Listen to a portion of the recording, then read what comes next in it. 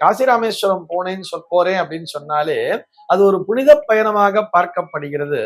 இந்த இரண்டிற்கு மட்டும் அப்படி என்ன தனி சிறப்பு அப்படின்னு சொன்னோம்னா, இந்த இரண்டுமே முன்னோர் வழிபாட்டுடன் தொடர்புடையது.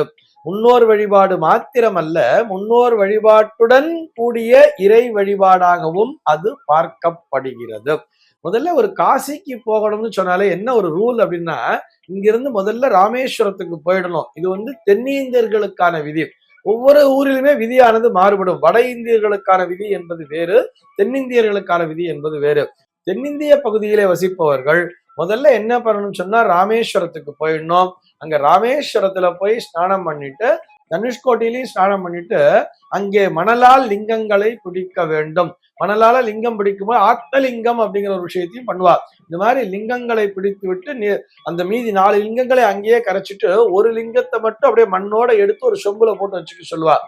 அதை அப்படியே எடுத்துட்டு காசிக்கு பயணம் மேற்கொள்ள வேண்டும். அந்த அலகாபாத்ல போய் அங்க திரிவேணி சங்கமத்துல போய் இங்கிருந்து எடுத்துட்டு போன அந்த மண்ணையும் அங்கே கரைக்க வேண்டும் அப்படின்னு சொல்றார். இங்க போய் நம்ம அங்க கரைச்சிட்டு அங்கேருந்து என்ன பண்ணணும், மறுபடியும் ஒரு கங்கா ஜலத்தை கையில எடுத்துக்கணும். அந்த ஜலத்தை எடுத்துட்டு காசியில அங்க இருக்கக்கூடிய அந்த முன்னோர் வழிபாடுகள் எல்லாம் செய்து முடிக்க வேண்டும். காசி கயா எல்லாம் போயிட்டு கயா சார்தெல்லாம் பண்ணிட்டு எல்லாம் முடிச்சுட்டு திரும்ப வரும் பொழுது மீண்டும் அங்கிருந்து அந்த கங்கை நீரை கையிலே கொண்டு வந்து இங்க அந்த ராமநாத சுவாமிக்கு அபிஷேகம் செய்தால்தான் அந்த தீர்த்த யாத்திரையானது முழுமையடையும்னு சொல்லியிருக்கார்.